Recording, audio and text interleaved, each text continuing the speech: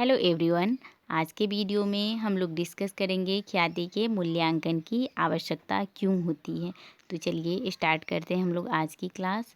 बच्चों, आज की क्लास से पहले मैंने आप लोगों के साथ ख्याति क्या होता है, इसकी कौन सी विशेषताएं होती है और ख्याति की प्रकृति कैसी होती है, इन सभी बातों को मैंने डिस्कस किया है।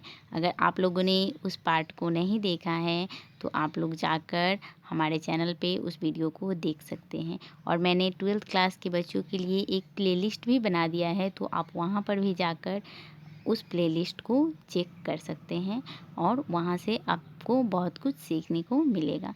तो चलिए स्टार्ट करते हैं अब हम लोग आज की क्लास। तो बच्चों, ख्याति जो कि किसी व्यवसाय के लिए क्या है, एक तरह का एसेट्स है और यह एक इनटेंजिबल एसेट्स होता है। तो जो गुडविल है इसका अपना एक मूल्य होता है। तो जब हम लोग ख्याति के मूल्य को जानने के लिए कि ख्याति का मूल्य क्या है किसी व्यवसाय में, तो उसका हम लोग क्या करते हैं, मूल्यांकन करते हैं। तो इसके मूल्यांकन की आवश्यकता एक फॉर्म को या फिर एक साझेदारी फॉर्म को, व्यवसाय को कब होती है। तो देखिए बच्चों, एक साझेदारी फॉर्म में ख्याति के मूल्यांकन की आवश्यकता कब होती है। तो चलिए अब हम लोग देखेंगे उस पॉइंट को कि एक साझेदारी फॉर्म में ख्याति के मूल्यांकन की आवश्यकता कब कब होती है। तो जब कोई नया साझेदार फॉर्म में प्रवेश कर रहा है तो उस समय भी ख्याति के मूल्यांकन की आवश्यकता होती है। जैसे मान लीजिए कि कोई साझेदारी फॉर्म है और साझेदारी फॉर्म का संचालन किया जा रहा है और उसमें कोई नए साझेदार आ गए, तो क्या होगा कि साझेदारी फॉर्म का पुनर्गठन हो जाएगा। तो उस परिस्थिति में जो फॉर्म के साझेदार है वह क्या करेंगे कि ख्याति का मूल्यांकन करेंगे कि उनके फॉर्म का जो गुडविल है वह कितने का है। तो जब कोई नए साझेदार प्रवेश करते हैं फॉर्म में, तो उस दशा में साझेदारी फॉर्म का क्या किया जाता है, ख्याति का मूल्यांकन किया जाता है।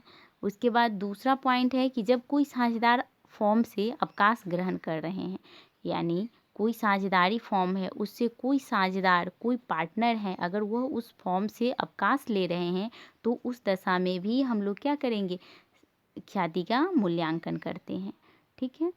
और तीसरा पॉइंट है कि जब किसी साझेदार की मृत्यु हो जाए, यानी मान लीजिए कि साझेदारी फॉर्म का संचालन किया जा रहा है और उसमें 10 पार्टनर है, 10 पार्टनर में से कोई एक पार्टनर की डेथ हो गई, तो उस दशा में भी क्या हो गया कि साझेदारी फॉर्म का पुनर्गठन हो जाएगा। और साझेदारी फॉर्म जैसे ही पुनर्गठित होगी तो साझेदारों के लाभ विभाजन अनुपात में क्या होगा, परिवर्तन आ जाएगा।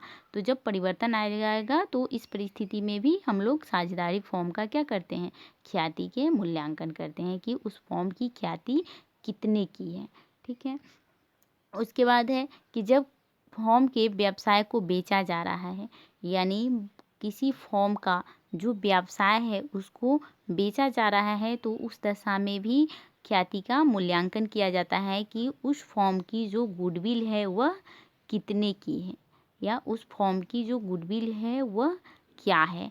तो उस दशा में भी हम लोग क्या करते हैं, ख्याति का मूल्यांकन करते हैं। उसके बाद नेक्स्ट पॉइंट है कि जब साझेदारों के लाभालाभ अनुपात में परिवर्तन किया जा रहा है। अब मान लीजिए कि जैसे साझेदारी फॉर्म का पुनर्गठन होता है तो साझेदारों के बीच जो लाभ विभाजन अनुपात होता है उसमें परिवर्तन आ जाता है। तो इस परिवर्तन के दौरान ख्याति का मूल्यांकन किया जाता है। ठीक है। उसके बाद नेक्स्ट पॉइंट है कि जब दो या दो से अधिक फॉर्मों का क्या किया जा रहा है, एकीकरण किया जा रहा है। मान लीजिए कि दो फॉर्म है वो आपस में मर्ज हो रही है, तो उस दशा में भी दोनों फॉर्म क्या करेगी कि दोनों फॉर्म के पास जो भी गुडविल है उनका वो लोग क्या करेगी, वैल्यूएशन करेगी और दोनों फॉर्मों का एकीकरण होता है, तब ख्याति का मूल्यांकन किया जाता है। आई होप बच्चों आप लोगों ने गुडविल के मूल्यांकन को समझ लिया होगा कि किन किन परिस्थितियों में एक फॉर्म के गुडविल का मूल्यांकन किया जाता है। तो सबसे पहला पॉइंट देखा हम लोगों ने कि जब कोई नए साझेदार फॉर्म में प्रवेश कर रहे हैं तो उस दशा में एक फॉर्म ख्याति का मूल्यांकन करती है, या फिर कोई साझेदार अवकाश ग्रहण कर रहे हैं फॉर्म से तो उस दशा में भी ख्याति का मूल्यांकन किया जाता है। तीसरा पॉइंट हम लोगों ने देखा कि जब कोई साझेदार की मृत्यु हो जाती है फॉर्म के, तो वह क्या करती है कि ख्याति का वह फॉर्म जो है वह ख्याति का मूल्यांकन करती है। जब फॉर्म में के व्यवसाय को बेचा जा रहा होता है तो उस दशा में भी ख्याति का मूल्यांकन किया जाता है। जब साझेदारों के लाभालाभ अनुपात में परिवर्तन होता है, दैट मीन्स कि उनके लाभ विभाजन अनुपात में परिवर्तन होता है, तो उस दशा में भी ख्याति का मूल्यांकन किया जाता है।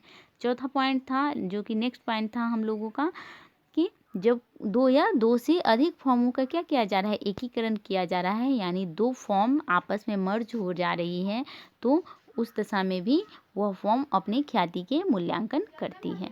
ठीक है बच्चों, आप लोगों ने समझ लिया होगा इसको।